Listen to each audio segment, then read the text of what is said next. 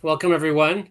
I'm Ken Spiro, and that was Jennifer Watters, who will be presenting today. So it is a pleasure to welcome you to our webinar today, um, and delighted to have you here. We do invite everyone to please, again, as Jennifer mentioned, to introduce yourselves in chat, and please, as often as possible, if you have questions, please let us know. So that we can either respond to them right away or make sure that they get responded to during the course of this session. Um, Again, delighted. We're talking about beyond the textbook, practice the moments that matters with school simulations. Um, One of the things that struck me as, we have the tagline, but it struck me that when we talk about this idea of practice, obviously that's what simulations are about, and we're going to talk about that. But this idea of the moments that matter to whom, right? So we can talk about, does it matter to us? We're delivering, or to you all, right? You're in professional development or your faculty, and these are the things that we think matter for leadership. Is it our participants, our students, who feel this is something that should matter to them? Um, is that who we're talking about? Or is it for students in the school, or for parents, or for other staff members from a leadership perspective? The opportunity is to practice with moments that matter um, across the range. The idea of what we can provide with this modality is this opportunity to engage in the kind of practice but it can flex with respect to the point of view, the perspective, and being thoughtful about that. And really focus on in this idea of practice is that, we teach what students need to know, right? That's what you all do, right? We teach the students what what leadership is, what are the requirements of it. These are the theories of leadership and how to practice and how to be a good leader. But what the challenge is that that's often given kind of in a vacuum, right? These are the concepts, but when you start in a school, when you step into the chair, you're going to be starting from the starting point is not zero, right? You're starting from an existing situation that is not aligned with what is taught. And so the challenge then becomes, how do we, in fact, provide practice when it's messy and where you can't really think your way to the answer, right? You're going to have to work on what you think is the right way to do it, but then you're going to have to interact with other people.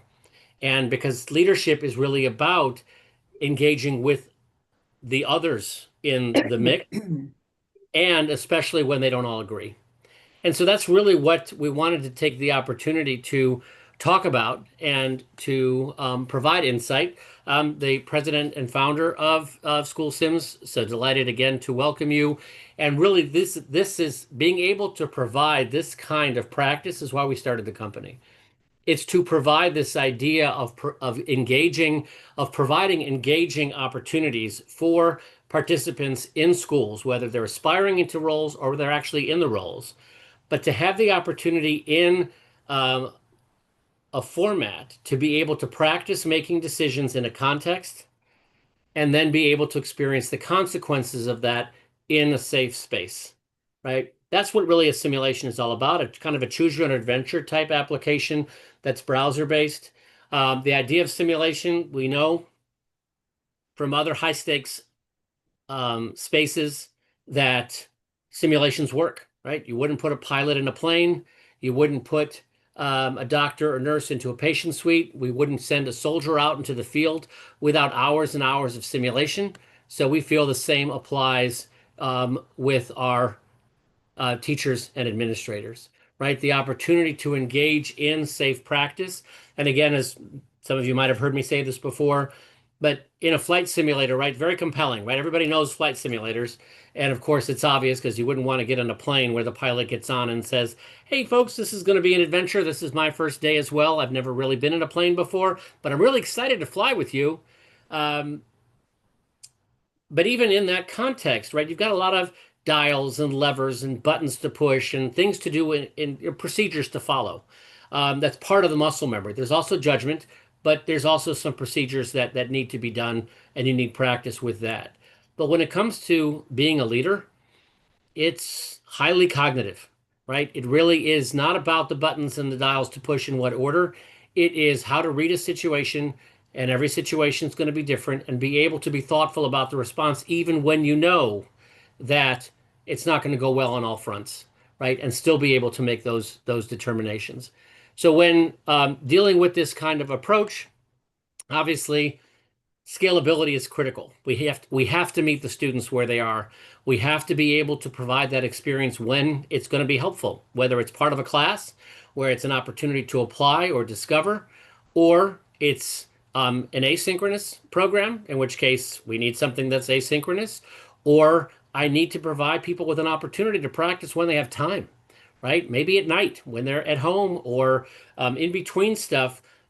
It's got to have that kind of flexibility to meet the students where they are. And that's why we have elected to go down a browser-based approach, because it can go where any device is. So it can be integrated with. And again, it's important about integration because we distinguish between how students learn from instruction versus experience. And instruction is really all about the right way of things, whereas experience is that opportunity to apply and to make mistakes. But the two work very, very powerfully together. And so that's really just the context inside of which just wanted to make sure that we're all on the same playing field, if you will, with regard to what we're talking about here, but really to give you greater insight into an application of this, how it's used, some of the benefits. We've invited Jennifer Watters and Kirby Holland to join us. Jennifer is an assistant professor, as you can see, of ed leadership and curriculum and instruction at UT Tyler. She's a former administrator as well, teacher, a former administrator. And we've been working together actually for a number of years, and she's done some really exciting research relating to simulations and self-efficacy and cognitive load. And we're also joined by Kirby Holland, who is a student and also a practitioner in the Tyler district. And with that, I will hand it off to Jennifer, and we'll go from there. All right, great. Thank you, Ken. Well, everyone, thank you so much for being here with us today. I am excited to share the work that we have been doing with simulations here at UT Tyler, and even more importantly, to give the space and voice for one of my amazing students, Kirby Holland. And I'm a sad professor this semester because I no longer have her in class. I had her for 2 semesters. She is representing Tyler ISD, who is in our backyard here at the University of Texas at Tyler, and a very large school district in the East Texas area. We're about 2 hours directly east of Dallas, if you want to understand where we're at geographically. And Kirby she is in a principal pipeline program at Tyler ISD in partnership with us here at UT Tyler. And her program is unique because while we have more traditional semesters and structures for our other cohorts, the university, our School of Education, partnered with Tyler ISD last year to launch its very first principal pipeline program here in partnership with us. And they are on a fast track, which means they're finishing their entire master's degree and all their certification processes in 3 semesters, which is really quick. But they have been amazing. And I asked Kirby if she would like to represent their group. And I'm so glad that she is here with us. And so I'm going to let her just say hi real quick and introduce herself. And then she and I will talk you through some things the work that we're doing here from a student's lens, from a professor's lens, and then I'll talk a little tiny bit about research because I don't want to make everybody's eye twitch throughout that part of it, that we go down the rabbit hole of talking too deeply about research. But obviously, we want to know that we are doing work that is effective and efficient and meaningful for students. And we hear that from our student voice, like Kirby, but we also want the numbers and the data to show that as well, because that helps us be able to leverage improving our programs and advocating for needs for our students. So that's an important thing we need to talk about. But Kirby, I'm going to throw it over to you. Anything that you want to add or share to the group before we get started? Hey, everybody. So my name's Kirby Holland, obviously. I did see Dr. Woody is in here. She's also one of our amazing professors. I saw your name on there, and I'm in her class right now, so I wanted to give you a shout out.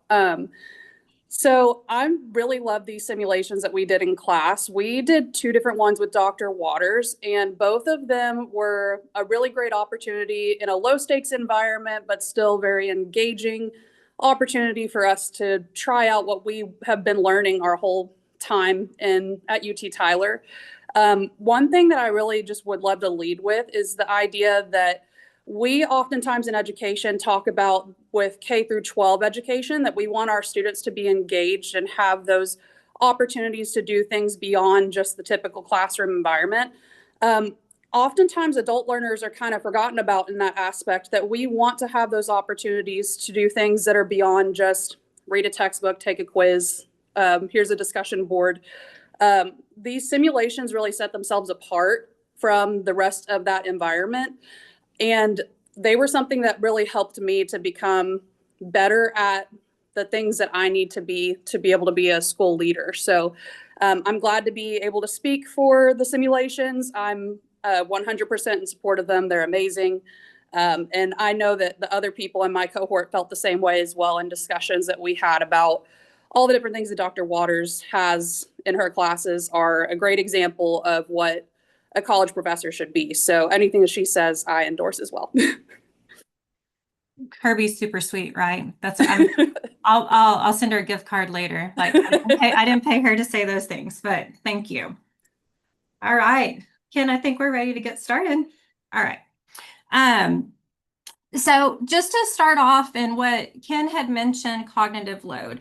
And like I said, I'm not going to go down into my rabbit hole about talking about this too deeply, because I want us all to stay here and eyes not twitch and go, oh my gosh, I need a coffee break right now. We won't get too deep into the theory base. But basically, when we think about cognitive load, it's really important that we understand cognitive load as instructors, as professional development leaders. Whether you are here and representing a higher education institution and you have students like Kirby who are learning and growing as school leaders or aspiring school leaders, or whether you are in the field and that you are leading professional learning either for your teachers, you're growing your teachers, you are growing your school leaders, your administrative team, whatever frame we're in, it's really important. And that's what Kirby just mentioned. Like, we want students to be engaged. We want it to be meaningful for them.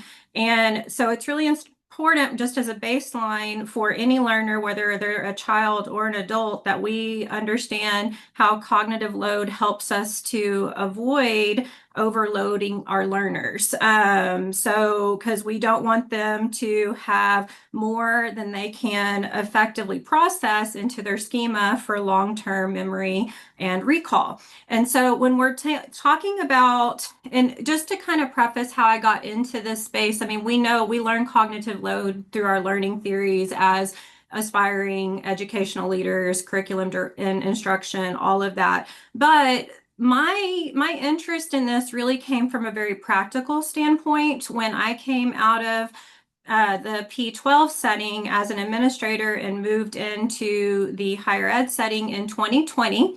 It was the height of the pandemic. So I transitioned, like my exit as a principal was everybody do the wave out of the car and we drop off packets and those kinds of things. Like, that's how I exited public school. That was very anticlimactic for me, but that was when I had exited and then moved into higher ed. And so in higher ed, I realized, and I started immediately doing instruction for PhD program for leaders, and then also the MED principal preparation program. And as I got to know my students in this new virtual space that we were all very quickly thrust into and transitioned out of face-to-face, the overload was very real for them. There was a lot going on, not only, what they were handling academically and also with their job load, but then what we were dealing with socially and emotionally. And it was just a very heavy space. And so there was that one sense of the spatial awareness that I was in coming into higher ed. And then the second thing was when we were talking about these things that we were reading and learning about in our leadership courses, students just paused and would ask me, like, so how, and at that point I was Dr. Bailey. My name has transitioned over that time frame. But they're like, Dr. Bailey, how did you actually learn how to do this stuff? Like, when that looks like in the real world, okay, like Todd Whitaker says, put behaviors before you put beliefs, like focus on that first. How, like, there's so much going on and you're juggling so many things. How do you do that and actually make it stick? I mean, like, that was their question of, I just feel like I'm going to be flying 90 miles an hour every day and juggling all the balls, and I don't know which ball to drop and which straw to pick up. And so that was something that it immediately made me think, like, okay, looking back at that, and I encourage you all, and I'm just asking you a hypothetical question. I won't call you on the carpet for this today, but think back to that and like your very first year as a school leader, if you've been a school leader, or your first year as a teacher, and how did I grow? Like, how did I meaningfully, very reflectively, very reflexively grow in my practice? What did I do? And so that's something that, it's important when we look at cognitive load to understand the amount of info that our working memory can process at one time. And the other thing with that, and it was very situated within the pandemic as well, is, and it's like this for anything, if we have a highly emotional issue that comes forward in campus as a school leader, your emotions go up. My people always knew, like, my team was always like, okay, she's stressed or whatever, because the red would start to creep up my neck, and they would be able to look at me and identify that. But that's something that we have to understand and think about is, can we process what's really going on and then shift that working memory? And there's a really great TED Talk. I meant to grab that for y'all. But, when we think about, we've got something coming in, working memory says we've got to do something with it for it to stick, right? That's the whole thing of teaching in class. Like, if we're teaching kids stuff and we're just talking at them and they're not doing anything with it, it's not going to get filed back into that memory where we're going to keep it and then do something with it later. So that's why it's really important for us to understand the cognitive load aspect, and then you situate that within the topic of school leadership. And just like Ken said, he started off with the image of doctors and military and police and pilots that they simulate all the time. In education, we do this fun, and I'm saying that word very facetiously, thing where we just throw them in the deep end and we say, hey, guess what?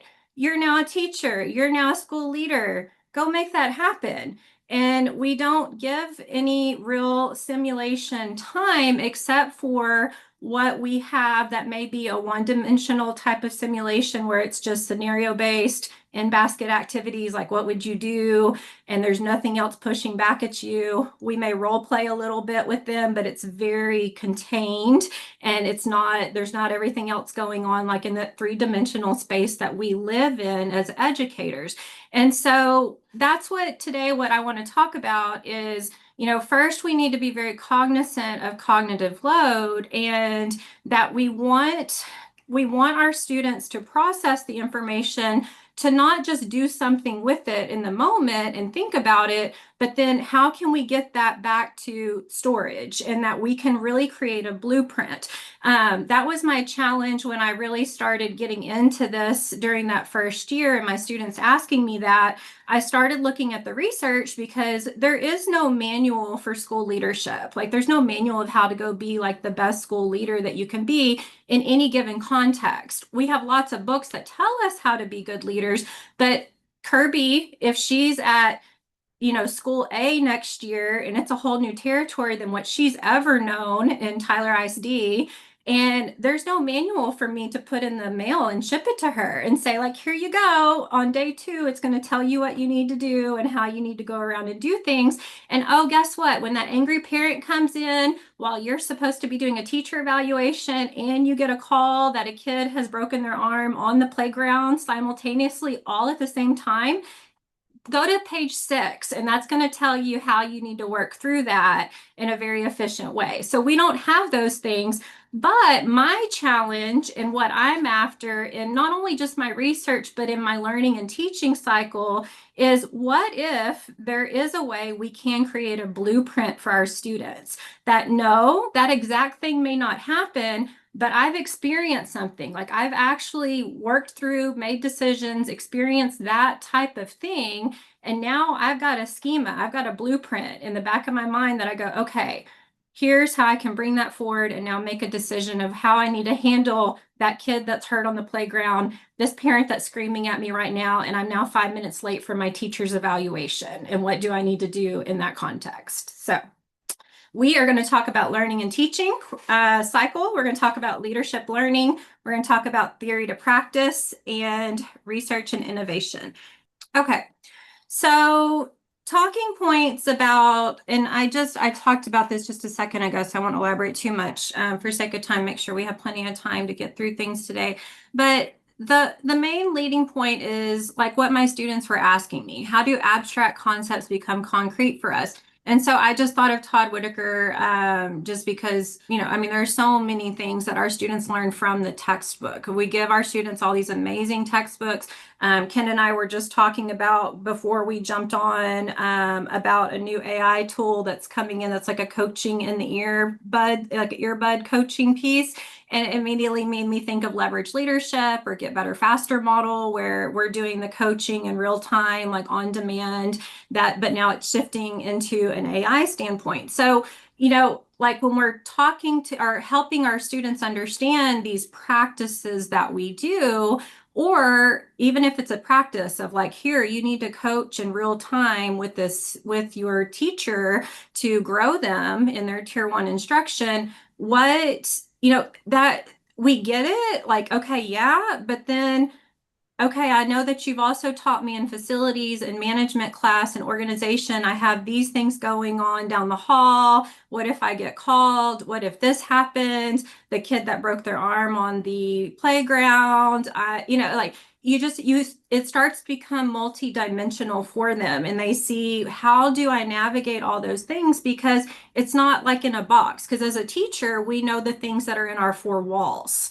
And we control what's going on in those 4 walls. We don't know all the stuff that's going on outside of our 4 walls in our classroom. But then as soon as we come out, and I know you all will probably head nod with me on this, I was an instructional coach before I moved into administration, and I now prepare instructional coaches. And I always tell them, and I also tell my aspiring school leaders, when you come out of that classroom, it's very shocking to you, because then you realize there's a whole other world going on here. It's not just what's going on in that classroom, and everybody does something different than what I did in my classroom. So it looks very different. And so now their frame of reference has completely changed as well. But so when we think about, and Ken led with this, like everybody comes to their new role or the new position with their schema and where they're at, and everybody's coming with that.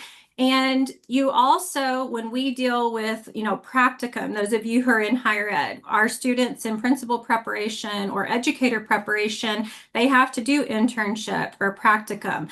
What they get in that experience is based upon that site that they're at, that mentor that they have, whoever that is in that space. So Kirby's experience may be very different in her practicum versus somebody else in another cohort that, they're in a different district than what Tyler ISD does.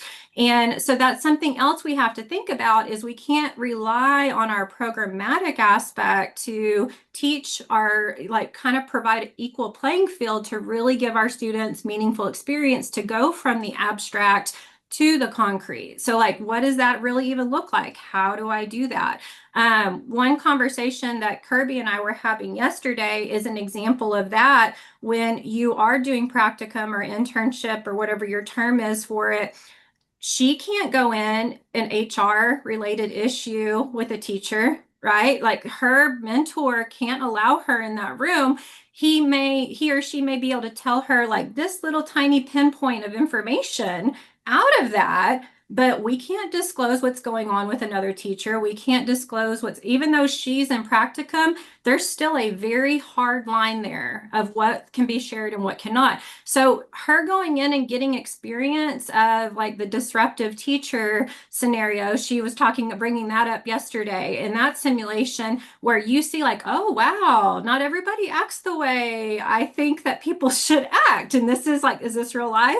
And yes, teachers and I mean, adults don't play nicely in the sandbox all the time together, and they do that in real time. So she can't go in and experience that with her mentor because that is an HR issue that has to be barred down, closed down. But when we're in a simulation, she can not only see it, but she gets to make decisions along that pathway. So now the abstract idea of it, of dreaming in my mind what that looks like, becomes very concrete. And you go, oh, okay, this is probably what I would do differently. So like that's the example of why I thought about Todd Whitaker and Kurt. You know, he says focus on behaviors. We have to change people's behaviors in order to change beliefs. Whereas Philip Schlechte says we have to change beliefs to change behaviors. Two very different camps. But again, abstract concepts, like how do we make that concrete for our students? And so giving a simulation where they are in the driver's seat and actually making the decision, not just sitting on the side, but actually moving through that choose your own adventure idea does help. So I'll talk about simulation and just like the different types of simulation, because I do all simulation. I don't just do what we have in school sims, but there's a method to the madness is what I say. But I want to stop and let Kirby jump in and share anything that she may want to based upon what we just talked about. Yeah, absolutely. So one of the things that was really interesting for me whenever I was doing the simulations is how much emotion was actually evoked from completing it. There were multiple times where whenever I was getting to, especially in the disruptive teacher one, because that one is particularly great for those HR type conversations, it actually evoked some anger in me, and it helped me realize how much as an administrator you have to manage your emotions, and that's something that you don't usually get to have as much practice with your practicum, because even though you're still like stepping into those roles, there's kind of always somebody to swoop in and kind of fix the problem. If there's any issues, you're still being watched over. So it's kind of that opportunity for us to take that individual approach. And the simulations also, because you're able to start them over at any point in time, you can kind of determine if you maybe went down the wrong track, you can try it again, which doesn't usually get to happen in real life. I wish it did, that we could just plus replay. That'd be great. But that was something that was really great with this. And whenever we're talking about these HR issues, we don't get to go in and see those things and really witness them the way that we should. And that's something that I feel like is oftentimes missing from my other courses, is that we are doing all this thinking, but there's less practical application of the learning, and the simulations give that opportunity. So that would be what I would say based on what you were just talking about, Dr. Watters. All right, thank you. So simulation, and the connection to these out of our 4 topics today, leadership learning, obviously. And I'll tell you leadership learning, just a quick little explanation about that. Obviously, we know what leadership learning is. My passion and interest around leadership learning is really to mitigate attrition issues. And because I have seen and I live that. I was a school administrator for 9 years. I served as a campus principal for 5. The other 4, I was at the central office level. And so, you know, I know how the grind is. Many of you will probably nod your head, like that's when the eye twitching comes forward, right? And we go, oh yes, I remember those days. And those of you who are not there yet, like Kirby is headed there, she is the reason why. She's a perfect example for me and what drives me. I want Kirby to not burn out. I want Kirby to stay because the research says 3 to 5 years is how long we can usually keep a school leader before they leave the field. Not even just like hop schools and go somewhere else, but they burn out and they're done and they walk away. And, when we think about cognitive load, how much, if you look back at those days when you first began leadership, and then even thinking about teacher leadership, being in the classroom, when your mind, you are so overloaded every day with so much coming in and processing all of it. And so again, that's why we go back to cognitive load and why that's important. But leadership learning extends beyond just learning. It really needs to be about the goals. Like here's the end goal. If we want to decrease our leadership attrition, we have a crisis in our country, not just with teacher attrition. Teacher attrition runs about 15% nationally, but our leadership attrition is higher than teacher attrition, sitting at about 18%. So this is why, it's like a call to action, not just for the university side of preparation, but also our in-service, our school districts doing professional learning. That one of the leading reasons why school leaders say that they leave the field is because of a lack of meaningful professional learning. Do we need to always do things that are input driven and just get that? Or do we need to practice these things and build our self-efficacy and lower our affective filters where we're not anxious and we're like, okay, I can make this decision. I can do these things. They're not so overloaded cognitive load wise that they are getting to reflect and think about, I just practiced that. Now, what does that mean? And how do I do different next time? Because I don't know. And Cindy Woody, Dr. Woody's here and she's with my institution. So I'm going to pick on her. But Dr. Woody, when you think about, she just came out of being a superintendent and came back she was in higher ed, went back to public school and then is back in higher ed again. And we're so glad to have her here with us. But, we can tell war stories all day long, right? But you can think about when you had one of those war story days, did you go home and just stop and sit and be very deeply reflective and reflexive about, okay, let me think of all the things that I digested today and I'm going to work on that. And obviously we want to do better, but we don't really deeply stop and compartmentalize and isolate and think about it. We go home and we do this, right? We just go, I need a hot bath for hours. I need Well, so an much of adult it, you're beverage. not allowed. Yeah, you're not allowed to Yeah. talk about it. The things that happen as a superintendent are at such a high level that so often you cannot share those details with anyone else. Right. Or the multiple factors that go into that situation that led you to the stressful moment or whatever. It's so complex and it's difficult. It would be lovely to have a simulation to reflect with, but yeah, there's no simulations in my world where I've come from. So I'm so happy to see that this science is being developed and advanced. Yeah. So that's something that when we're thinking about just simulation and what it is, a lot of times I think what we do naturally, and especially we see this in the interview process, we do scenario-based, like in basket activities. We may do a little bit of role playing if we're feeling spunky that day. In class, we're in an asynchronous environment. Most of us who are in the higher education institutions now that most of our programs have moved to asynchronous online, it's kind of hard to do role playing in that way. But, scenario based, when we talk about the dimensional space, scenario based is really a one-dimensional thing because all it is you and thinking, here's my few sentences of description, here's what I would do, here's my response, and that's it. And then role playing is more two-dimensional because it's a very bounded structure. There's not all the other things coming in. Because if you do think about, I just gave the example to start off with, when we're in the front office letting our secretary or receptionist team know, hey, I'm going to go do Miss Smith's observation.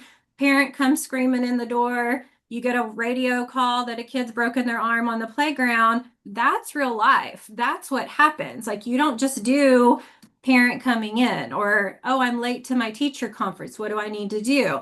That role playing is a two-dimensional space because we're not dealing with all the other noise that's going on around us when we're doing that. And so, that leads me to experiential, which is, we know that, Kolb has talked about, Kolb's learning theory.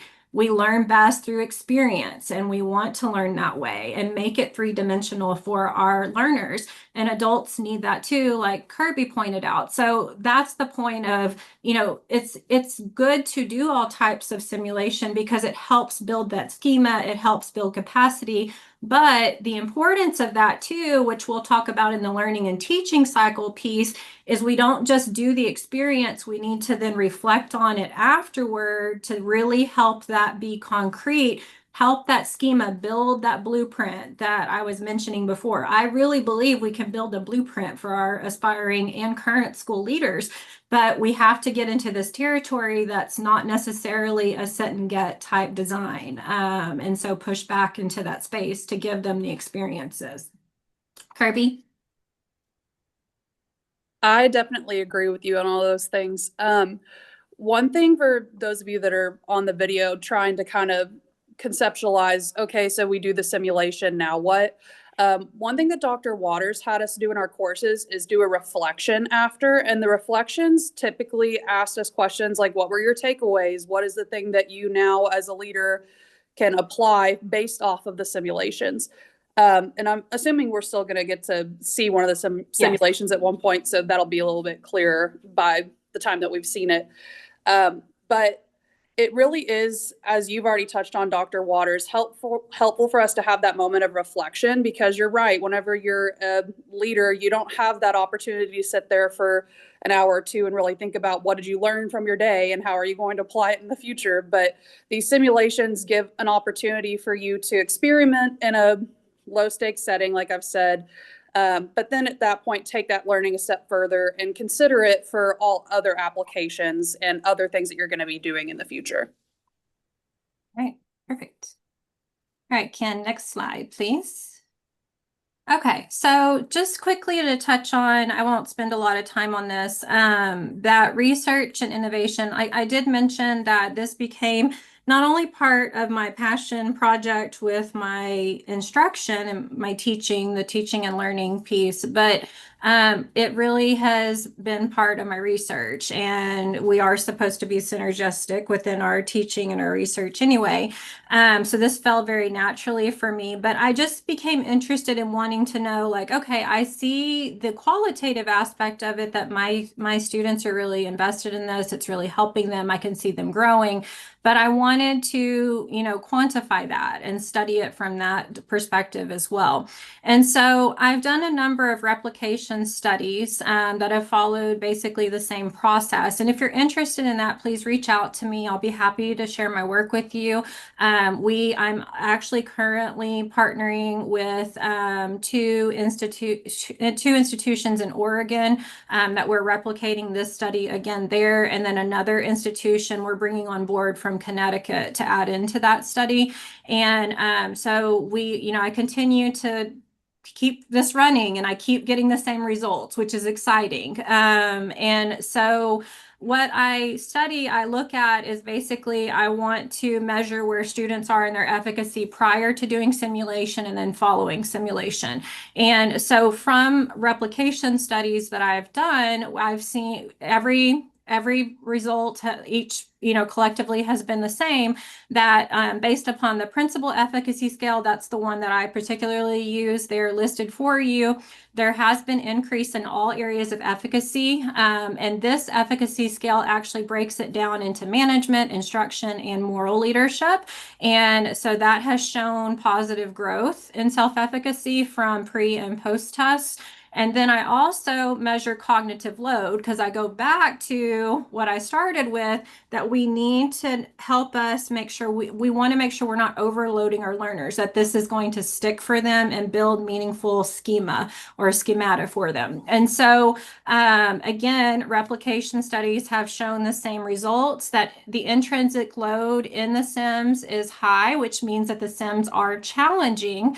The extraneous load is appropriate, which means that the sims are designed well, and then germane load is high, which shows that there is value added through engagement in the sims, which of course helps support that movement from working memory to long-term memory, and again building that blueprint for them. Okay. And then this, I know y'all will receive a copy of this, and where we're at on time, we've talked more than I anticipated, but I want to give Ken time to show, preview the simulation as well, one of them. But my design is really what Kirby has already spoken to. So I'll just share quickly like my model of what I do instructionally. It is not rocket science. It is not different or creative. It's just good teaching practices, and that's all I do. So I always have my students, I on-ramp them into simulation experiences. And like I said, I do all types of simulation. Using the virtual sims provided through School Sims is definitely one of my practices, but I do provide role-playing type sims, and I also provide scenario-based simulation. So I build that into my design. So I have my students explore prior learning, really build the knowledge base, the theory base, and then I move them into engagement. They do that with small groups. I just call them their virtual learning communities. We're 100% online asynchronous. And I give them targeted things to really unpack and think about through that. And then they go into their experience. So then this is when I put them in the driver's seat through targeted simulation. Again, multiple methods of simulation, not just one. And then at the end, Kirby just talked about that with being the evaluate, that I then have them unpack those experiences and actually, I ask them questions that are particular to help them be deeply reflective and reflexive. And my students always laugh at me and tell me, like, this is my little term that I probably need to get a shirt made. But I say that I always tell them to lean into the learning. And so I'll probably end up with a shirt in the mail one day that somebody sends to me, because they say that all the time. They're like, that's a Dr. Waterism, I guess, but that is me. So that is how we bridge theory to practice in the learning teaching cycle. So when I was talking about the three-dimensional space, this is where I also look, this came from my research, and because I am a qualitative researcher, I do mixed methods with the quantitative pieces out of necessity, because it is important for empirical work as well. But I do always add a qualitative focus in my mixed methods design for these studies. And so students, these are actual student participants, their feedback and what they said. My three-dimensional space of my framework that I've developed throughout my research, situational awareness, spatial awareness, and identity awareness. And so very quickly, what one student said in their feedback following their simulations experiences is, situationally, I learned the importance of addressing issues early and directly rather than allowing them to build up to the point where they erupt publicly. It is better to have these conversations privately and with empathy before they affect a team's morale. It also made me realize that some may struggle with taking ownership of their behavior, so it becomes my role to model and guide that accountability. And then spatial awareness in the simulation, you could see all of the people that it was affecting in their response/feelings to your decision. Whereas in real life, you may not see them face to face. They may not be immediately right there, yet your decision still has an impact on them. So I think it kind of made me have more of a universal kind of view to my decision making. And if you are new to School Sims and you've not gotten the opportunity yet to play one of the Sims, some of them do have, this student is referring to a particular sim that has red light, green lights at the top, and it lets you know what's going, like, you just made people really mad if you got red lights. And so she's getting to actually see that and know that and helping her make that decision. So that's what she was talking about in context of that. And then identity awareness, I realized I need to grow in conflict mediation and communication adaptation. I'm naturally skilled at listening and empathy, but I hesitate to address conflict in real time when emotions are high. I want to strengthen my skills in giving feedback in conversations, being brave in communication, and balancing compassion with accountability. I want to come across as approachable but firm when specific behaviors threaten the school culture. And so talking about, the where with that, I think it's really important that we round out the three-dimensional space. It's not just exclusively in the simulation and participating in the simulation, but like Kirby said, also it's after the simulation, providing that space that whether we're doing it in professional learning and we want to unpack it right there in person and do it synchronously, or if we have students who are working asynchronously, I do let my students video as well. I don't make them just write stuff, that they video and just talk through it, and stream of consciousness, which I think is also a really encouraging space for them, because they can struggle, lean into the learning, like I said, but they can struggle through like that metacognition that they're grappling with. So Kirby, anything you want to add real quick before Ken gets to show them for a few minutes? No, I've said what I would say. All I would emphasize is just how truly beneficial these are. Sorry, that's our tardy bell ringing. Really, they're very beneficial. It set itself apart from all the types of learning that I've done in my graduate work so far. And one thing that you touched on earlier was the idea that these sims are challenging, and they are not necessarily something that you just automatically know what the correct answer is. And I'm a perfectionist, and it was something for me where I was like, no, I have to get the right answer. And there's a few of them where, especially like HR related, sometimes you can go through every single correct avenue, you will follow all the correct pathways, and still that teacher, it's just, that's the teacher. They have issues, and we need to take care of that in a professional manner. So it was kind of nice for me, because I realized that just because I didn't get even though I got the correct answer, sometimes things are not going to be tied up pretty with a bow. And that helped me learn that lesson without having to deal with that in person. That's great. Well, thank you both so much. And delighted that obviously the experience has been so great, and the frame and the framework that you've provided has been actually very beneficial for us as well. The one thing I did want to add is that in that working from short to long-term memory, one of the key elements that we know from neuroscience is emotional engagement. And you talk to it, even though it wasn't, maybe to add to the slide, in addition to the rehearsal, but it is getting them, having them have that, right, that distinguishes the kinds of things we remember from childhood versus the things we can't remember from yesterday. That, having that emotional engagement with administrators, especially who are either aspiring to the role or in the role, it doesn't take much to get them to imagine the challenge, right? I'm sure that they're amongst the group here, imagining that scene that you described, with you being late to an evaluation, a teacher comes in yelling, and there's a student on the playground who broke their arm, right?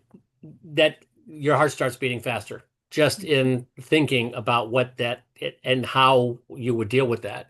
Anyway, so that's delightful. Please feel free, folks, with any questions that you might have, but we have a few minutes just to open up a sim. We don't have a ton of time.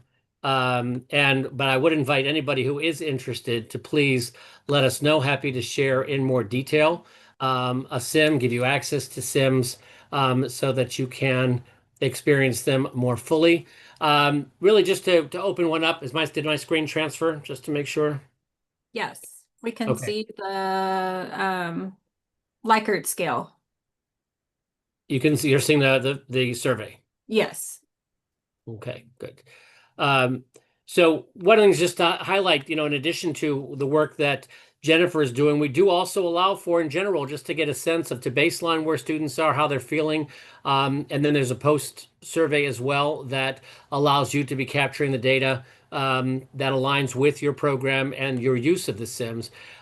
This one in particular, Welcome. the one that I thought Welcome was, to the middle just again, because we're not going to have a lot of time to go into it, but thought that given the current circumstances that's going on in the space, that the middle school budget challenge may be something that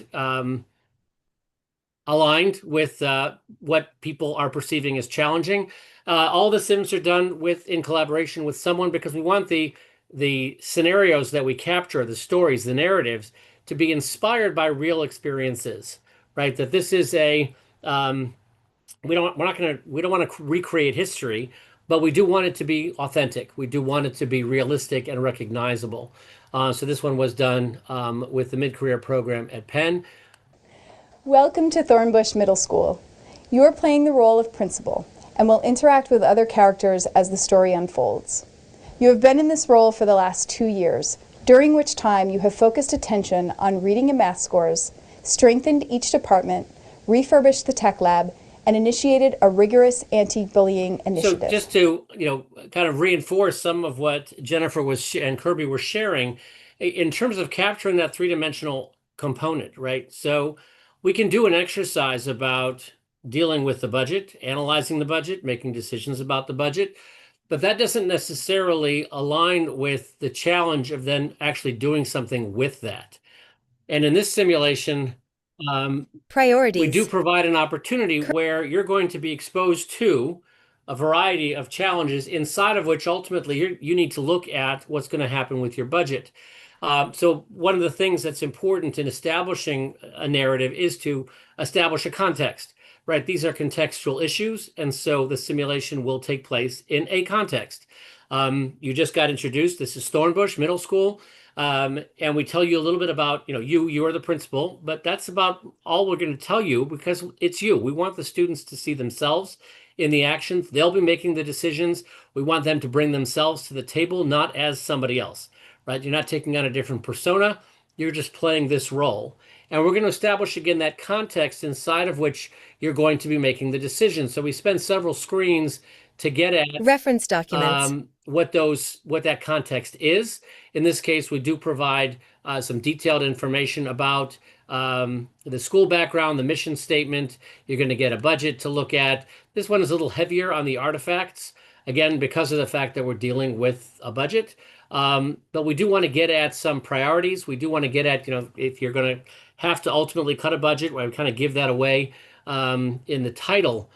But how do you go about doing that might have something to do with your priorities, right? So we want to be able to establish January that, 4th. Welcome back. give you a sense of timing, right? Because we are taking place, what we're going to live is a timeline, if you will. And we're going to start, from our starting point of the sim, but that's midstream in the life of the school, obviously.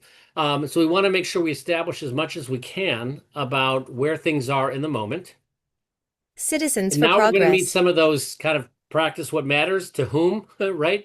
So here's an outside community activist group that's focused on issues relating to what's going on in the school, and they don't want you to be cutting anything because they've heard some information about that.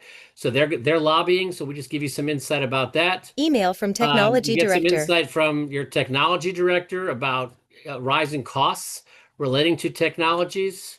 Email from Parent You Liaison. get a group. I was you glad got, to see. Parents chiming in about stuff that they have their priorities, and they're going to let you hear about what some of those priorities are. And so they're also whispering in your ear as we're establishing this context. January 10th. And then you got Preliminary a chance to budget. look at the preliminary budget. And again, within schools, one thing that's important to note is there's only limited amounts of discretionary, right? So we do highlight that inside this as well, relative to the role of salaries versus other things. And again, that manifests in the course of the budget. January 13th. And then we start, right? So this is the choose your own adventure component. So now you've got the background, and now we're ready to start engaging in the decision-making as principal. And we kind of a normal day, right? You're on lunch duty. And what do you do when you get that call, that interruption? And again, to allow for that opportunity to be in space and to, have that situational awareness, as Jennifer mentioned, and be aware of, okay, if I'm being interrupted, what does that mean? First of all, would I get interrupted for just nothing? Or does this mean that there's something but I can't obviously abandon, but what do I do? So this is an opportunity to engage. If we're doing this synchronously, you can get students talking amongst themselves. Asynchronously, they can do what they will. But given that we're almost at the top of the hour, let's just complete lunch duty. And just to give you a sense of where this is going to go. Back in the office. So you go back and she tells you that the budget cuts are going to be required. You just got an email from superintendent. Here you get it. And you're going to have to cut the budget by 15%. He's giving you a little bit of discretion about how you're going to do that cuts. And that's what the simulation is going to be about, is how are you going to go about making that budget cut considerations. So we give you some thoughts here about, these are the range of things that you might be thinking about. And at any point in time, we do this not as a continuous video, but as a next button so that there can be opportunities for, as whether you're doing this as professional development in a district, whether you're doing this as part of a course, whether you're having them play this asynchronously, there are always opportunities to have them extrapolate from, right? The goal of a sim is not the sim, it's the experience you have in playing the sim, which means we can go beyond what's on the screen because this might provoke some thought about something that was experienced, something they heard, something their friend told them, something they were part of, and get them talking at any point in time or thinking beyond, even if it's being done asynchronously. Just to give them some sense of, okay, so how might I go about doing this if I'm just in my own head? Right? If I'm just doing the theory component, right? How might I make the budget cuts that I'm being tasked with doing? How would you Here is an address budget opportunity for cuts? them to actually reflect. And one of the things that we've just recently added in a number of sims is actually the opportunity to video yourself doing that. If it's in fact something that you have to share with others. So you can actually have that practice even inside of a sim, some of the stuff that you would do in the role play, but to have that part of the three-dimensional where that additional practice is also going to be there. But how would you draft this memo? And again, if we did add a recording here, how might you present that? But then the next step is going to be the opportunity to Addressing budget decide cuts. how are you going to go about doing this? And who might you involve in that process? Are you going to resist the way it was encouraged by the Citizens for Progress group? Are you going to make the cuts on your own? Are you going to form a committee? What's your style? What are you going to do here in terms of how to approach this? And this is where the choose your own adventure begins. So I realize we're at the top of the hour and do want to respect everybody's time. I'm happy to continue going, but just to provide for those of you who do need to jump, we certainly understand.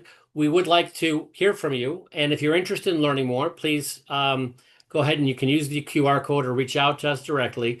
And the opportunity to engage in the Sims for the rest of this, even though the school year started, but if you wanted to do it to pilot Sims for the rest of the year, there would be opportunities for doing that or the rest of the semester, depending on your context. But by all means, we'd love to connect with you and explore that.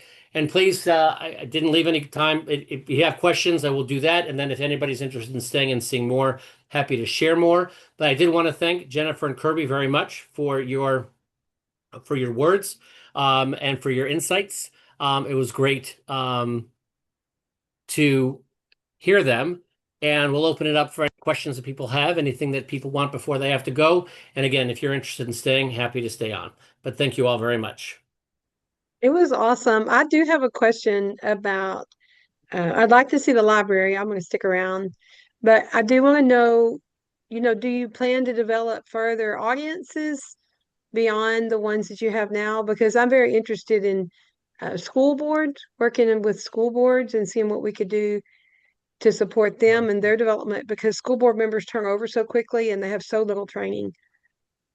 Well, I'm delighted that you said that. The answer to your question is yes, and boards is very highly on my mind.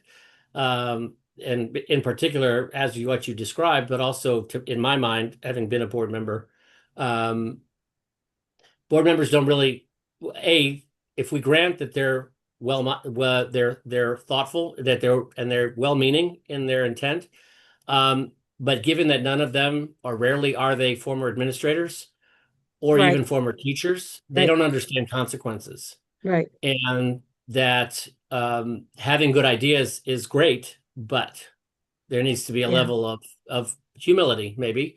But certainly the opportunity to allow for discussion. But yet, so I answered your question is yes, as well as things like special ed, getting into content instruction, expanding into early education. So these are all opportunities where we're very much like to expand. And there's no shortage of opportunities out there of things that need to be simulated or that would benefit from being simulated. Right. So Right. I thank agree. you.